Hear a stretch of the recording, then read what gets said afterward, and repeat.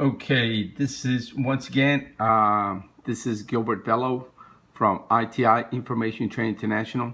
And this video has to do with what is going on with the middle class, what's going on with the rich, why the rich take, why 5% of the rich earn, receive, and enjoy 95% of the world's wealth. And I'm going to attempt to show you exactly how it happens through this short video. I like to use other videos as metaphors so that people can understand really quickly and simply how it happens. So we're going to watch this fight, which happened about 25 years ago. Two boxers go at it. It's supposed to be a clean fight, and here the fight is finishing and people are celebrating. Let's take a look. Look at that. I bet they get up and give him a big hand, though. Crowd place. So the fight finishes, everybody celebrates, and the fighters congratulate each other on a clean fight. So let's watch.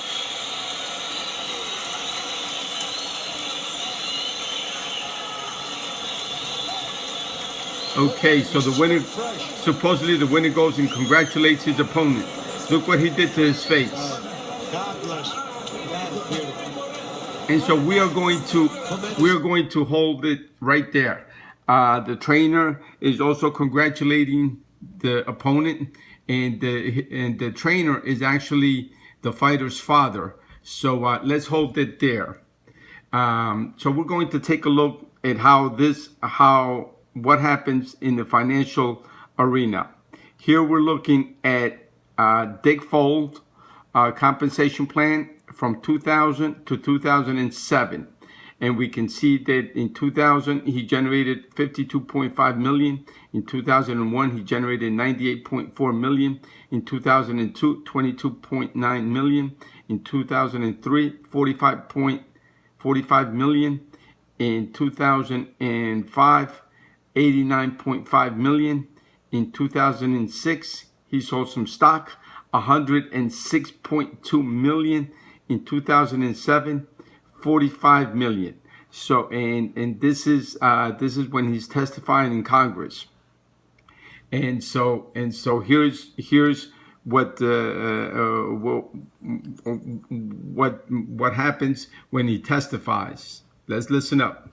On September 11th, 4 days before Lehman filed for bankruptcy, it recommends that the board give 3 departing executives over $20 million in, quote, special payments.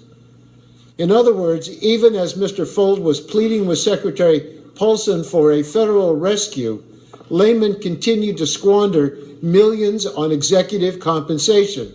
No, but and my point is that how is it that he makes so much money, but yet everybody else is not? Once again, this is what he made, and Congress calls him out on it. And not only that, but here's that same CEO, and look at what he says. If we get this right today, hope it will squeeze some of those shorts. Squeeze them hard. Not that I want to hurt them. Don't get that, please, because that's just not who I am. I am soft, I'm lovable. But what I really want to do is I want to reach in, rip out their heart, and eat it before they die. And this is a corporate banking CEO making anywhere between 20 to 100 million a year. These people have no conscience whatsoever. But okay, so that's Dick Fold talking like that. But on the other hand, we also have what's happening in the middle class. So let's listen up. You're getting by. Back in the 1960s, over half of American households were middle class, but that middle class has been shrinking ever since. Today, the median income is less than it was in 1989. But the cost of living, of course, keeps going up. In just the last 15 years, the cost of housing, healthcare, childcare, and college have all skyrocketed.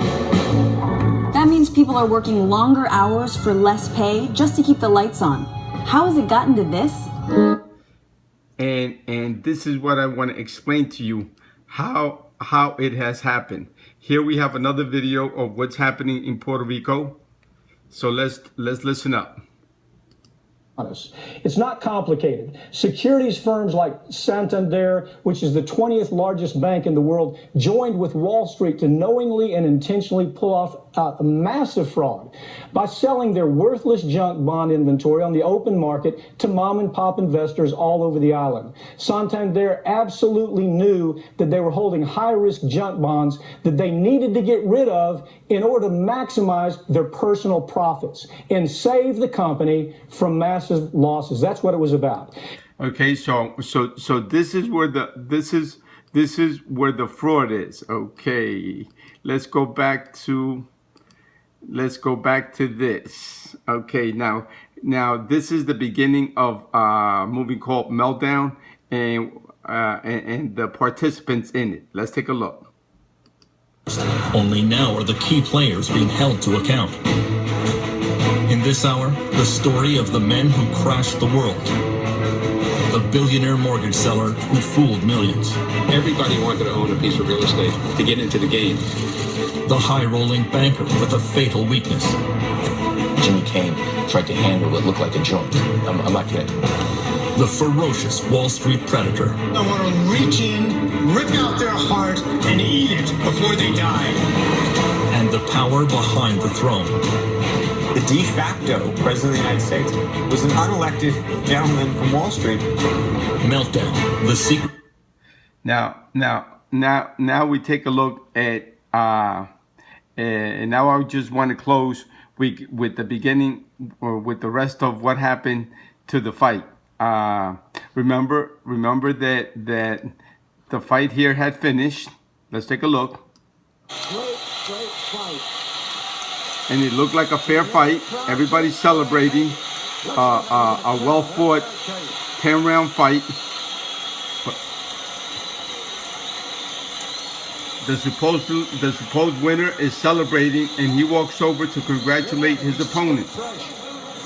And here he is congratulating his opponent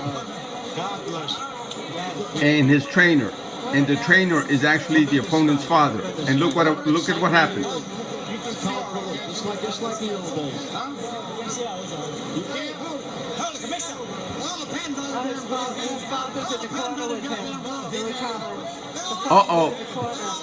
That must be really difficult to.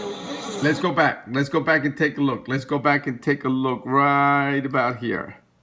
Again, he's congratulating his opponent, and then he turns around and congratulates his trainer. And the trainer looks at the gloves and feels the gloves. A lot of excitement here. Just like the old days. You can't hold it, commissioner. All depends on His father's in the corner with him. The father is in the corner. That must be really difficult to deal with. Just to give you little details on what actually happened. 3 months, I think 6 months after the investigation, they found out that they had wrapped not only they had wrapped the fighter's hands with that material that they make cast out of, which would make his punch harder, but they also took out the padding inside the boxing glove, which would even increase the power of those punches. And that's why he looks so fresh at the end of the fight versus what happened to the other gentleman. Look what he did to his face. Let's go back and take a look. Oh, let's take a look here. Let's take a look at the end of the fight. I bet they get up and give him a big hand dog. Crowd place. This is the end of the fight. Great fight. Everybody's celebrating. What'd I tell you? Let's listen to that crowd, huh? What'd I tell you? This is one fighter. Look what it looks like. And look how fresh the other guy looks. He looks like he just had a workout. But look at the other guy's face. God bless you. That is beautiful. What a night. Tremendous night. Tremendous night. A lot of excitement here. And here he gets caught. Just like the old days. Huh? You can't. His father's in the corner with him. He recovers. The father is in the corner. And after 25 years, what was found out, it was that it was a total fraud, that the fight had been fixed from the beginning, that the fighter knew that the gloves had been tampered with, and he still didn't say nothing. And to me, this is exactly what's happening with the financial industry. The financial industry is rigged. The banking system is rigged. Wall Street is rigged.